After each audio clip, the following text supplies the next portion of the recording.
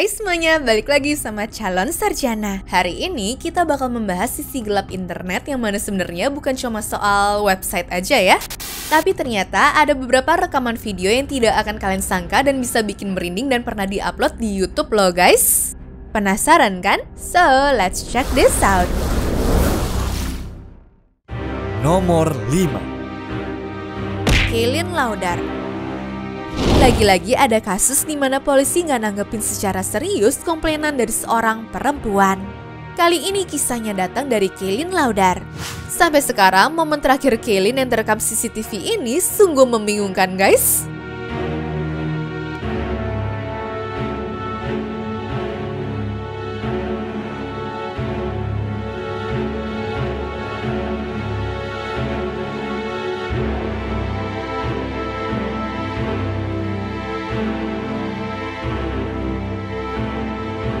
Sebagai permulaan, gue jelasin dulu ya dia ini siapa. Kaylin Laudar adalah seorang pekerja sosial yang baru aja kehilangan pekerjaannya di sebuah sekolah khusus laki-laki. Meski menghadapi masa sulit, keluarga dan teman-temannya menggambarkan Kaylin sebagai sosok yang penuh semangat dan juga optimis. Namun, beberapa hari sebelum menghilang, perilaku Kaylin mulai berubah. Tepatnya sehari sebelum menghilang, Kaylin melakukan 3 panggilan ke polisi dengan cara yang aneh. Pertama, dirinya melaporkan ada perkelahian besar dengan senjata di gedung pertemuan kompleks kondonya, padahal hanya ada resepsi pernikahan yang sedang berlangsung dengan damai.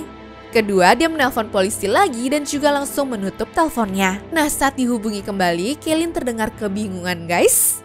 Dan yang ketiga, dirinya melaporkan ada pembobolan di apartemennya meski tidak ada tanda-tanda pencurian. When I was in the intruder house. Repeat the address for verification. They're stealing from my house. Okay, say your address one more time. I'm having a hard time hearing you. Get the out of my house. Okay, do you know who this person is? No, I don't. I just know that there's an intruder in my house. You don't know who they are. No, I don't. I'm going to look from where I'm at because I'm worried about my safety. Please hurry. Are you at the location now? Yes, I am. Were weapons involved or mentioned? They're not talking or responding. I'm just telling them to leave so I can hear them taking things. So you haven't seen them, you can just hear them? Yes, correct. Are you or anyone else in immediate danger? I believe so. Okay, are you able to get yourself to safety? I just want to answer that while he's here. I'm sorry, what? No. Can you talk freely with me? Yeah. Okay, where exactly are you? I'm in the back bedroom. Pesan apa sih sebenarnya guys yang coba disampaikan oleh si Kaylin? Kamera CCTV merekam Kaylin keluar dari gedung apartemennya pukul 17.45 hanya mengenakan tank top dan celana pendek tanpa alas kaki serta di tengah-tengah hujan deras. Dirinya juga meninggalkan kunci, handphone, dan anjing kesayangannya guys. Rekaman ini pun adalah penampakan terakhir sang putri bagi keluarganya. Setelah pencarian intensif selama lebih dari 2 bulan, akhirnya jasad Kaylin ditemukan di sungai Jordan yaitu sekitar 8 km dari tempat tinggalnya. Jauh banget kan guys? Nah, misteri kematian Kaylin Laudar pun masih belum terpecahkan hingga saat ini. Apakah ia mengalami gangguan mental? Apakah ada pihak lain yang terlibat? Atau mungkinkah ini hanya kecelakaan tragis saja? Ya, semoga sih meskipun orang yang gak ada, tapi polisi tetap mengusut kasusnya sampai beres ya demi keluarganya bisa tenang. Nomor 4. Emma Filipov. 1 bulan lagi akan tepat jadi 12 tahun semenjak Emma Filipov menghilang ya guys. Masalahnya sebelum dia menghilang di umur 26 tahun, dirinya ini sempat terlihat dalam kondisi aneh dan terkesan ada yang ngebuntutin dia. Namun sebelum kita cerita lebih jauh, mari kita bahas awal mulanya. Awalnya Emma pindah dari Perth ke Victoria untuk melanjutkan mimpinya tinggal di kota yang indah. Meski datang tanpa pekerjaan atau tempat tinggal, dia berhasil menemukan kerjaan di sebuah kafe dan juga tinggal bareng temennya. Tapi seiring waktu, sesuatu mulai berubah. Emma mulai menarik diri dari lingkungan dan menunjukkan perilaku yang semakin hari semakin aneh. Teman sekamarnya juga melihat Emma mulai melakukan ritual aneh dan juga obsesi yang tidak biasa ya guys. Bahkan Emma sempat tidur di hutan, di penampungan, ataupun di perahu juga dong. Barang-barang pribadinya pun mulai dijualin setelah dia mendengar kalau furniturnya bisa ngomong di kamar penampungan dan menyuruhnya untuk melakukan bunuh diri saja. Terus 5 hari sebelum menghilang, dia juga sempat datang ke kantor YMCA untuk menarik kartu keanggotaannya guys. Nggak berhenti sampai di situ, kalian lihat nih setelah dia keluar dari gedung.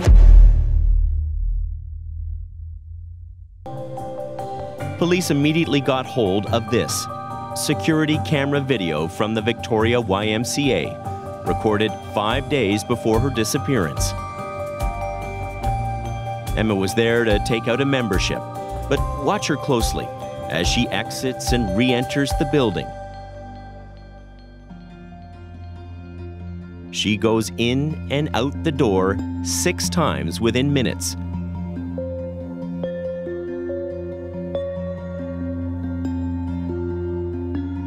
Was someone out there? And could that have made her want to run, as her diary suggests? Yap, dia keluar masuk gedungnya sebanyak 6 kali dalam waktu kurang dari 1 menit. Sampai akhirnya pada tanggal 28 November, Emma terekam terakhir kalinya setelah membeli handphone sekali pakai di Sevel yang sebenarnya handphone itu pun ujung-ujungnya tidak kepakai. Waktu dia tahu ibunya datang mencari dia, Emma langsung kabur dari penampungan lalu naik taksi menuju bandara. Tapi anehnya dia malah batal di tengah jalan, dimana bilang kalau dia tuh nggak punya uang padahal di kantongnya ada lebih dari $2.000. Lalu masih di malam yang sama, Emma terakhir kali terlihat oleh seorang temannya yaitu Dennis Quay yang ngelaporin Emma ke polisi karena perilakunya yang aneh. Tapi setelah ngobrol 45 menit, polisi merasa kalau wanita ini nggak dalam bahaya dan membiarkannya pergi ya guys. Itulah terakhir kalinya dia terlihat. Police found Emma by the Empress Hotel, shoeless, and started asking questions. Where are you going? You're not wearing shoes. Her response was, I'm working through some things right now. I'm just going for a walk, and then I'm going to go to a friend's house. Nah, kasus ini tuh semakin aneh. Jadi pada tahun 2014 ada seorang pria misterius dengan kemeja hijau muncul di sebuah toko di Gastown. Jaraknya itu ya sekitar 120 km dari Victoria lah. Pria ini merobek poster orang hilangnya Emma dan bilang kalau wanita ini tuh nggak hilang tapi tinggal bareng dia karena Emma benci dengan keluarganya. Namun dirinya tuh nggak pernah bisa diidentifikasi ya guys. Iya, udah 11 tahun sejak Emma Filipov menghilang, tapi nggak pernah ada yang tahu dengan yakin bagaimanakah nasibnya. Apakah dia jadi korban kejahatan? Apakah mental health-nya yang bikin dia sengaja menghilang guys? Atau adakah hal lain yang lebih menyeramkan? Yang jelas, sampai sekarang Emma belum ditemukan dan ibunya masih berharap agar anaknya ini bisa kembali pulang ke rumahnya ya.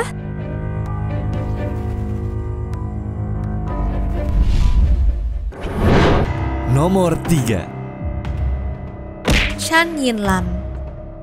Kalau kalian ingat di bulan Agustus tahun 2019 lalu, negara Hong Kong sempat dianggap tidak aman karena banyaknya demo anarkis yang dilakuin sama para warga dan juga polisi. Udah gak heran deh ngeliat polisi bawa pentungan, perisai, ataupun ngelempar gas air mata. Sayangnya ada remaja berusia 15 tahun bernama Chan Yin Lam yang tidak beruntung dalam kasus ini.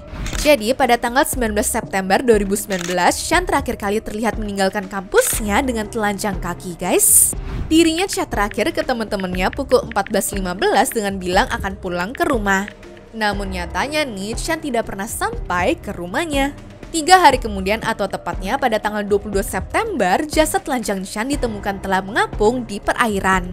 Penemuan ini pun segera memicu berbagai spekulasi dan juga teori konspirasi ya. Menurut tim penyidik, dirinya sudah meninggal lebih dari 48 jam saat ditemukan. Bahkan dari sini nih banyak yang berspekulasi kalau jangan-jangan Chan diserang secara seksual oleh salah satu polisinya.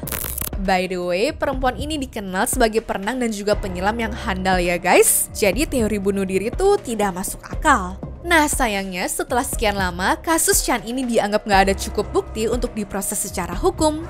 Dan sampai sekarang, kasus kematiannya sendiri serta alasan mengapa dia bisa terdampar di lautan masih menjadi sebuah misteri ya guys.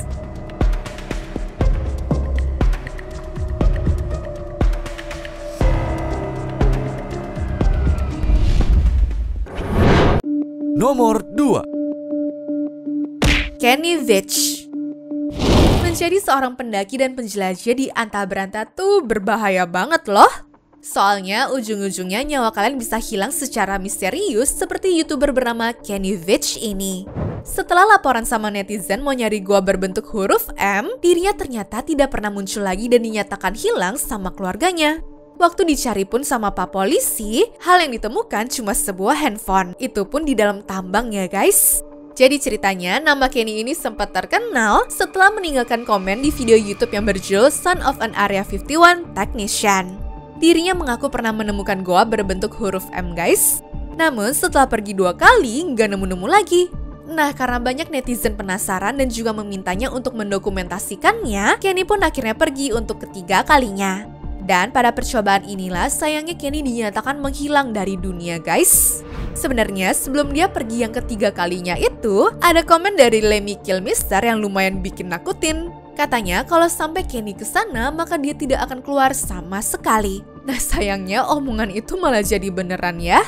Sampai sekarang pun keluarganya tidak ada yang tahu sama keberadaan dia ini tuh ada di mana ya guys. Mau dicari lewat jalur darat atau udara pun hasilnya bener-bener nihil.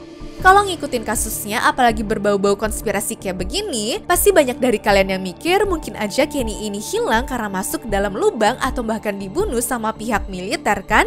Cuma kalau menurut sang pacar, semua alasan tadi tuh gak ada yang masuk akal guys. Dia malah percaya kalau Kenny ini meninggal dengan cara bunuh diri akibat menderita depresi. Alasan ini pun juga diperkuat gara-gara sang YouTuber cuma pergi bawa handphone doang dan tidak bawa kamera sama sekali. Padahal dia tuh pergi untuk ngebuktiin ke netizen kan, kok bisa nggak bawa kamera? Cuma ya begitu guys, sayangnya kasus ini menggantung begitu aja dan tidak menemukan titik terang sama sekali.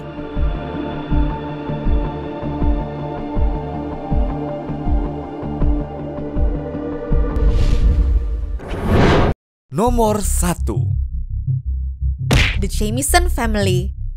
Kalau yang dari tadi hilang cuma 1 orang doang, sekarang ada 1 keluarga penuh yang hilang di mana 4 tahun setelah lenyap pun jenazahnya baru ditemukan. Ditemuinnya pun di tempat yang berhubungan sama dealer narkoba dan udah jadi tulang belulang doang ya guys. Kalau dilihat dari luar, sebenarnya keluarga Jamison ini kelihatan seperti keluarga normal pada umumnya kok. Suaminya itu Bobby, istrinya Sherilyn, dan anak mereka masih berusia 6 tahun bernama Madison. Pada bulan Oktober tahun 2009, ceritanya mereka sekeluarga pengen melihat tanah di kawasan Red Oak. Rencananya sih mereka mau memulai hidup yang baru gitu ya. Cuma yang anehnya nih, waktu lagi melihat-melihat rumah, keluarga ini tuh ngotot untuk tidak ditemenin sama pihak real estate. Bingung kan? Ditambah lagi yang bikin temen-temen yang gak habis pikir adalah keluarga ini tuh sebenarnya ekonominya lagi susah guys. Soalnya Bobby baru mengalami kecelakaan sedang sang istri menderita bipolar. Ya tapi siapa gue, mungkin aja roda kehidupan sudah berputar bagi keluarga ini sehingga bisa membeli rumah yang baru ya. Singkat cerita, setelah 9 hari tanpa kabar, keluarga kecil ini pun dinyatakan menghilang. Setelah menerima laporan, pencarian pun mulai dilakukan guys. Nggak berselang lama, mereka pun menemukan mobil pick-up milik keluarga ini di tengah antah berantah. Di dalam mobil itu ada uang tunai $32.000 atau setara dengan 500 juta rupiah, handphone, makanan, dan anjing peliharaannya yang sudah lemas serta kelaparan. Menurut saksi mata, mereka melihat keluarga ini masuk ke dalam hutan, tapi setelah itu tidak pernah terlihat keluar sama sekali. Baru deh setelah 4 tahun, akhirnya ada pemburu yang berhasil menemukan tulang manusia yang setelah dicek ternyata adalah milik 1 keluarga itu. Sayangnya karena kondisi tulangnya sudah parah banget, penyebab kematiannya pun gak bisa diketahui. Terakhir, Pak Polisi cuma ngeluarin rekaman CCTV di mana Bobby sama Sherilyn ini terlihat bolak-balik dari rumah ke mobil untuk bawa banyak barang doang ya guys. Kalian lihat deh nih videonya.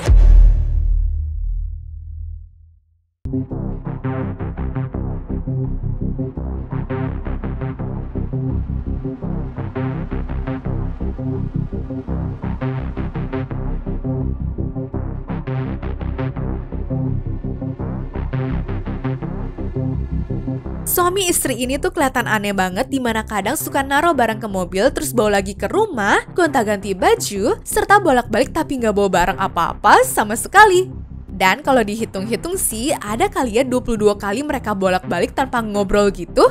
Nah, karena rekaman tadi, banyak orang-orang menduga kalau pasangan suami istri ini mungkin dalam pengaruh obat-obatan atau bahkan mengikuti sebuah sekte sesat.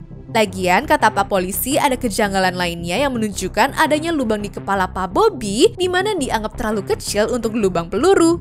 Desas-desus yang beredar sih, mereka ini menghilang karena campur tangan makhluk halus, gara-gara tetangga sempat mendengar ada pendeta yang datang untuk mengusir hantu di rumah mereka. Sayangnya, mau sebanyak apapun teori konspirasi, tidak ada yang tahu apa kejadian sebenarnya, guys. Anyways, cukup sampai di sini ya guys video hari ini. Sampai jumpa di video selanjutnya. Dah.